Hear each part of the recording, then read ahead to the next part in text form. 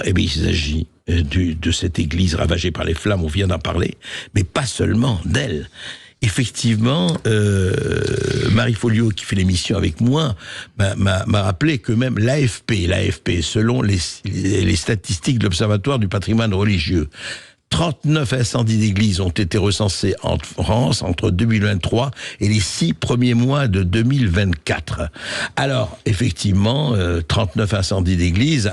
Alors, évidemment, ils disent, l'OPR, l'Observatoire du patrimoine religieux, dans la majorité des cas, les incendies sont accidentels, le chemin est récurrent, vous avez des horloges qui bougent, l'eau rentre et touche les fils électriques. On ne parlera pas ici de Notre-Dame de Paris, on a l'occasion d'en reparler. Voilà, mais certes des accidents, mais quand même, Jean-Frédéric Poisson, ça fait combien de temps qu'on parle de ce qui se passe? On en parle à l'occasion de faits spectaculaires. L'incendie de Notre-Dame que vous venez d'évoquer, bonjour à tous d'ailleurs, pardonnez-moi, l'incendie de Notre-Dame que vous venez d'évoquer était évidemment emblématique sous ce rapport. Mais je me souviens d'avoir comme député travaillé pour le groupe UMP à l'époque, il y a une quinzaine d'années maintenant, un rapport qui s'était intitulé « Du respect de la mort à la mort du respect », dans lequel je regardais déjà ce phénomène qui touchait tous les types de profanation de la mémoire dans ce qu'elle a de sacré. C'est-à-dire les édifices religieux, les cimetières, les oratoires, mais aussi les tombes, les monuments aux morts. C'est-à-dire tout ce qui pouvait faire l'objet d'une haine à l'égard de ce qu'on devrait respecter de manière extrêmement... C'est ça, aussi bien de l'église au calvaire en passant par les cimetières. Oui, les mosquées, les synagogues, enfin sans aucune espèce de distinction d'édifices religieux ou civils rattachés à la mémoire dans ce qu'elle peut avoir encore une fois de sacré, au sens où Auguste Comte parlait du culte des morts. Et à l'époque déjà, il y a donc une quinzaine d'années, on recensait environ 3 faits par jour de profanation. 3 faits par jour. De profanation exclusivement contre les édifices ou des objets ou des lieux à caractère chrétien. De culte, oui.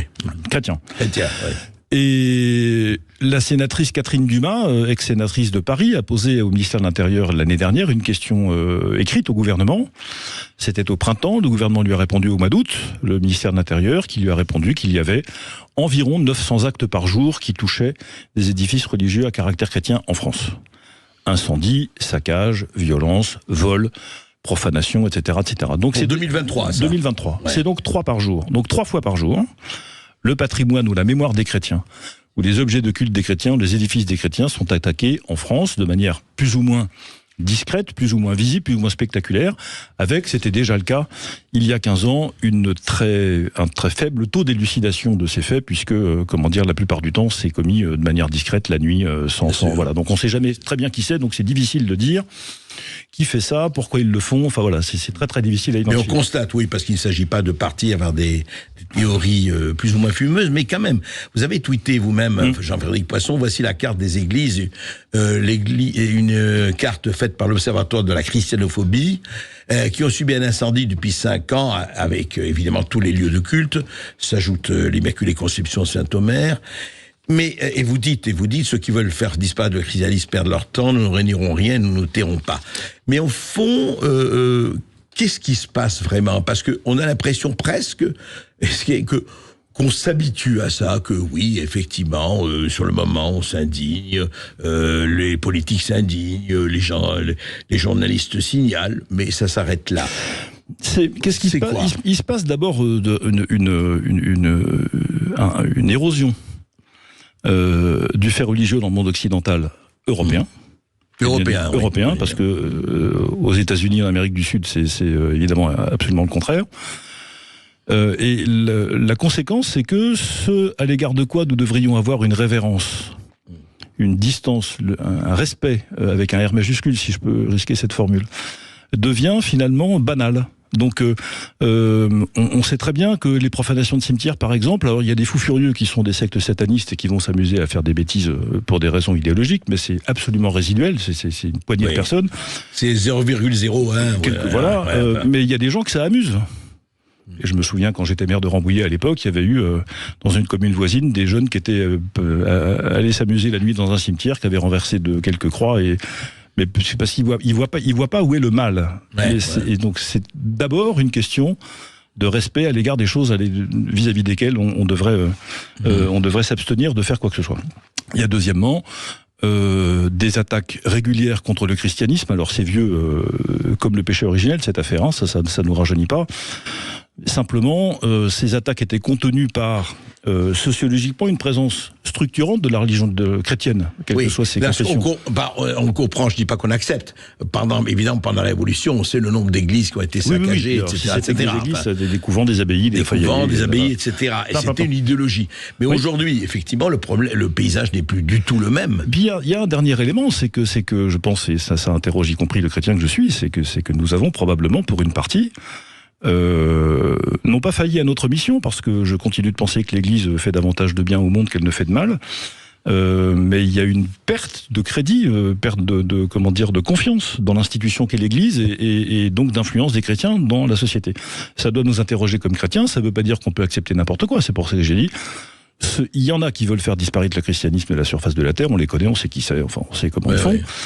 Ils perdent leur temps, ça ne disparaîtra pas. Et comme je disais, je ne renierai rien et je ne me tairai pas. Donc, continuez à... Ce que vous faites, mais ce que vous faites, Jean-Frédéric Poisson, mais quand même, trois choses peuvent interroger. Effectivement, on a l'impression, encore une fois, est-ce que c'est plus facile aujourd'hui, en tout cas plus acceptable, et que le niveau de protestation est beaucoup plus faible quand il s'agit d'églises que d'autres lieux de culte. Oui, parce que il reste dans j'aime pas parler de l'opinion publique parce que je sais pas très bien ce que c'est, mais en général dans l'esprit collectif, on va dire ça, cette idée que le christianisme est encore culturellement dominant.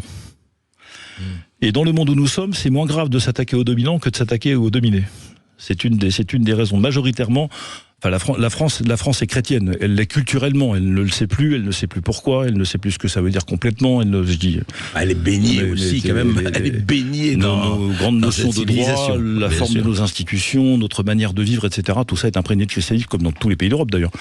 Mais on a perdu ça de vue, et malgré tout, on a encore le sentiment que le christianisme étant dominant, si on s'attaque aux dominants, après tout, c'est une des révoltes, c'est la révolte des opprimés, si vous voulez. Donc ça, d'une certaine manière, ça passe mieux. Ça veut dire qu'on peut dire quand même et chanter Jésus est pédé sur France Inter, sans que ça provoque.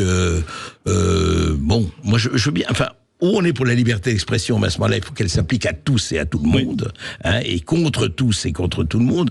Ou alors cette espèce de liberté à géométrie très variable est quand même préoccupante.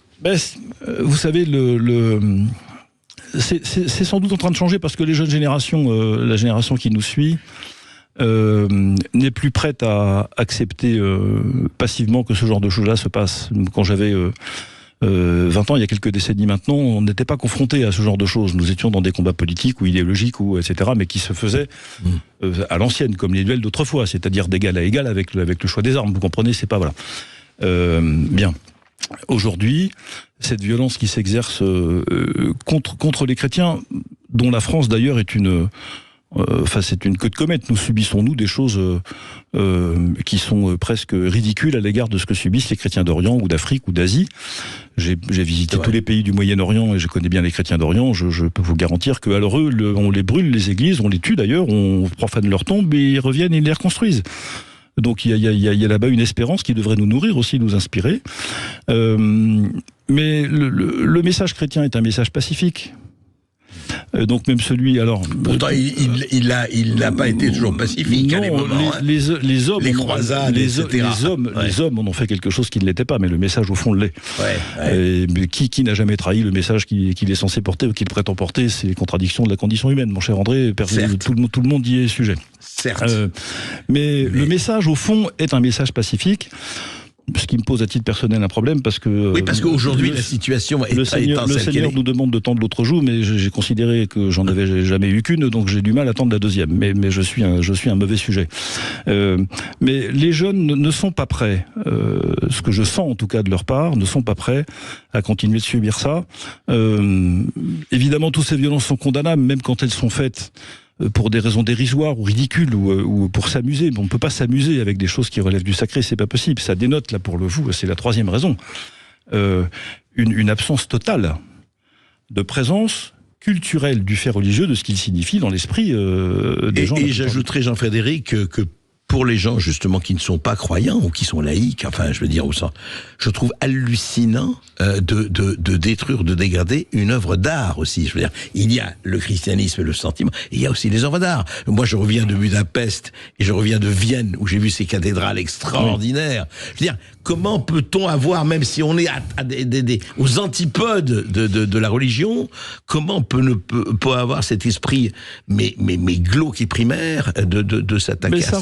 Ça rejoint ce que j'évoquais tout à l'heure, c'est-à-dire cette espèce d'absence de nourriture culturelle de ce que signifie un édifice comme une église. D'ailleurs, on pourrait dire la même chose des édifices religieux des autres cultes, évidemment. Et Dieu sait qu'il y a un art arabo-musulman qui est absolument magnifique et qu'on peut contempler en particulier en Europe, dans le sud de l'Espagne, où il y a des splendeurs. Tout à fait. Et donc, si on ne comprend pas ce qui est une œuvre d'art, à quoi elle sert, comment elle a nourri, y compris l'action des gens qui ensuite, en sortant de ces édifices religieux, essayent de faire du bien autour d'eux, ce qui est quand même la majorité des chrétiens dans la société où nous sommes, et sans doute des croyants des autres religions là aussi, ils se nourrissent de ce qu'ils trouvent dans ces édifices, et donc ils participent ainsi aussi à la vie sociale. On l'a peut-être pas assez rappelé. Et c'est pour ça que le conseil qu'on donne aux gens qui sont autour de ces crétins qui font ça, achetez-leur des neurones, achetez-leur un cerveau.